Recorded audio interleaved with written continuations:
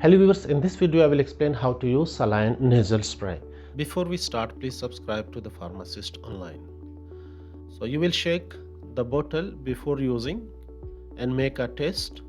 As you can see, check if the mist is coming out from the spray or not.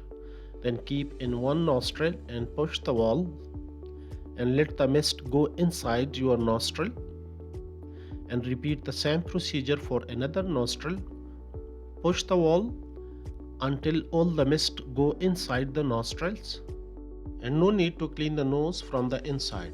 Let the saline stay inside the nose surface to give moisturization to the nose and work properly and to make the mucus soften.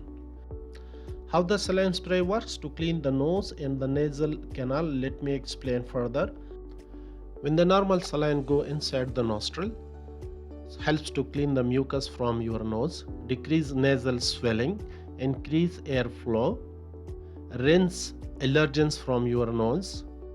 This is how normal saline spray clean the nose inside and open the closed nose and remove all the pollens and allergens from your nose and all the bacteria and foreign bodies from your nasal canal. And it moisturizes the cilia which protect the nasal surface. Subscribe to the Pharmacist online.